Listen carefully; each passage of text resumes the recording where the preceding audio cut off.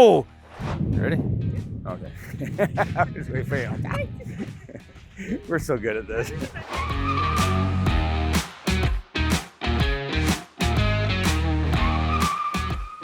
Hey guys, Dean here. Today we are going to talk about things that will help you get hired at a trucking company. In my past experience, so I think if you've read some of the stuff on my bio, I used to be an operations manager, fleet manager, doing the hiring and firing of drivers. Things that I would be looking for is longevity if you have it.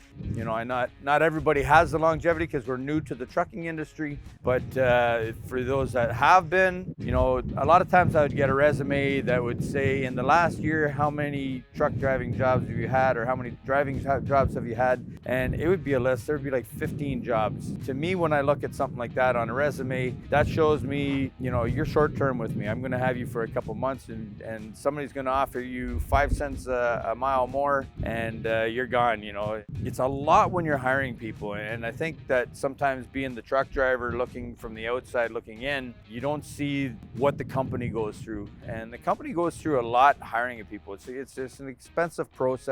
You know, there's training, there's doing all the road tests, there's everything that goes along with it, and getting you set up in the company, getting you set with, you know, fuel cards and keys and everything that you need. There's a lot of stuff that, you know, moving parts that gets us going. So for somebody to come in and only be with us for a week or two, you know, that's it's a real pain for the company, and it's going to affect whether you're going to get hired at a company. I can guarantee it, because most companies are looking at like that. So, you know, if you've had 2 jobs in the last year, or a job in the last year, you know, or you've been with a company for 5 years, that company is going to be all over you, be a pure attack mode to get you as a driver. A thing that's going to keep you hired at a company, or get you hired, is punctuality and your initial interview. You know, when a company calls you and says, you know, are you available to come in at this time? Myself, when I'm applying for a job, I will tell that recruiting officer, I will be there at 6 o'clock in the morning, or I can come right now. You know, I'm ready to go. I have, you know, my lunch is made. I show up that way.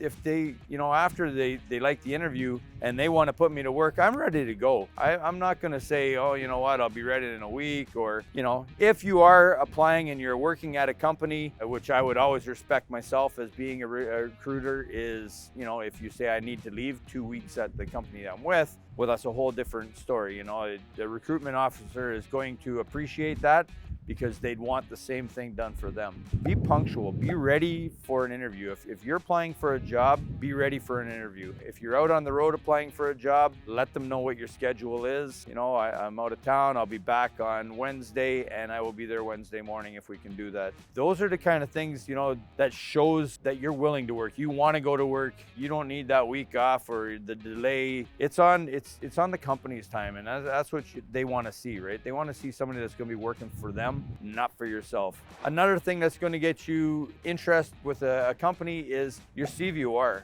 You got to try to keep that CVR clean. If you're applying to a company and your CVR is just full of infractions, well, then that company looks at you as a liability. They're saying, you know what, when I try to throw this to my insurance company, they're going to look at this driver that wants to come on. This guy is just a red flag all over him. He clearly never does a circle check on his truck, because he's had numerous violations, truck violations, and then he's had numerous unsafe loads or whatever it may be. That kind of stuff on your CVR, that's going to be a red flag all over, and a company's not even going to look at you. So keep your CVR clean. Watch your speeding, stuff like that. Like, it doesn't seem like much to get a speeding ticket and stuff, but companies, trust me, they're looking at that stuff. They're looking at somebody that they can trust. They're putting in a $200,000 piece of equipment, and you're pulling millions of dollars of freight down the road. They want to know that that driver is going to be doing that safely, and that they can trust them. Once you leave the yard, they can't be watching you anymore. They can watch GPS and they can watch dash cams and things like that, but they're putting a lot of trust into you while you're out on the road. So make sure that CVR is crystal clear. All right, next thing is attitude. I don't know if you guys watched Ronan's video. You know, the bad attitude thing to get you fired, a good attitude thing to get you hired. You know, when you show up for your interview, you know, have your cell phone in your pocket, or don't bring it in with you at all. If you do bring it in, make sure that it's on mute. The last thing that you want is a person answering phone calls and stuff like that. If you have something that's a dire thing, your wife's in the hospital having a baby, you probably shouldn't be at an interview anyways. But if that's the situation, explain that at the beginning of the interview. You know, hey, listen, I'm waiting for a phone call. It is an important one. I really apologize for this, but my wife's gonna have a baby, and you know, I'm pretty sure the guy's gonna be cool with that, and he's gonna say, you just want to reschedule, or yeah, it's cool if it rings then. But apart from that, like, I mean, if it's not a dying thing, leave your phone off. Have a great attitude when you go in. Shake that hand, you know, have a good handshake. Smile, you know, don't have that just blank look in your face that you could care less if you get the job. You know, you want to show off that when I go and your customers look at me, I'm going to represent your company. You know, when I got ET Transport written on my vest or my shirt that I'm wearing, I'm representing that company, and I want the company to know that when I'm out there, they got the best on the job. It's really important to have that good attitude all the time. It doesn't matter if it's with ET or it's in any other company, you always have to have that good attitude. Do not be a shitty person, ever. Okay, what if, Dean, that's all fine, but I just got my license? You know, how do I go in and say I got all this experience and stuff like that? You know, you don't have to have all the experience in the world. You just have to be honest. Don't lie on the interview. Don't tell them that you've got 10 years experience when you just rolled out of driving school. We'll read right through it. Trust me, the first time that I see somebody out on the road, I'm gonna say, this guy does not have 5 years experience. You know, be honest in your interview when you go in. Say, I'm very new to this. I just got my license. I am eager to learn, and whatever you can teach me, I would love to learn it. And you have to be willing to learn. So don't just go in knowing, yeah, I know how to shift gears and that's it, and that's gonna get me down the road. Knowledge is power, you know, and that's what's gonna follow you through the rest of your driving career is the more knowledge you can pick up and the more things that you learn from the company, from other drivers. You're not gonna be new long. You might be new to it, and you know, I have good examples. I've had a driver before that said he had 3 years experience, but his experience was raw. It was bad. There was no way he had 3 years experience. Couldn't back up a trailer. I've been doing chaining and strapping and all this. You can't chain. You know, like, I can read right through it. And then I've had another driver who came to me fresh out of driving school, but obviously paid attention to everything in driving school. Maybe has been around trucks, maybe was a shipper receiver, you know, started kind of the way I did. I was around trucks all the time. He had the knowledge, and this guy could drive circles around the guy that says he has 3 years experience. So just because you're new, it doesn't mean anything. It doesn't mean that you're not going to get the job. A lot of these bigger companies like ET Transport, you know, they're giving some of the newer guys chances, and this is your way into the industry. You know, be honest right off the bat. Explain to them that, you know, you're fresh out of it.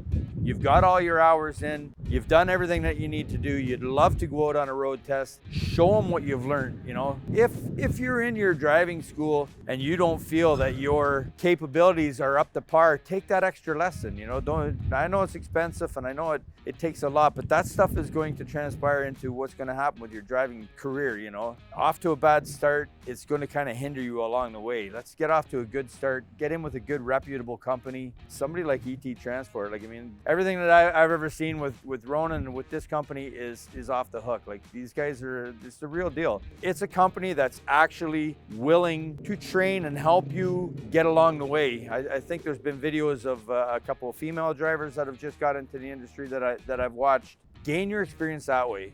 You're going to get it, but you're not going to get it if you lie on your interview. If you come in and tell them you've got all this experience and the guy takes you out on the road test and, you know, you do everything wrong on that, then they're going to read through that and they're going to go, well, this guy's not very an honest guy, right? So be honest in your interview and you'll do well. Be willing to learn. Okay, so that pretty much wraps up. If you guys can, leave comments, lots of them. I love reading. Oh, the comments are down. Sorry, I'm getting redirected. The comments are down there. Leave comments. Let us know if this is helpful, if this is the kind of thing that you're looking at hearing. If I missed anything, leave comments, let me know. If there's anything that you would like to see us talk about, leave the comments. Whoa! Do not forget to like and subscribe. Jesus, I just about got my head taken off there. All right, like, subscribe, hit that bell up there so you get notified on every single one of these videos that come in. We look forward to seeing you next time. Keep the shiny side up, the rubber side down, and I will see you next time. Bye-bye.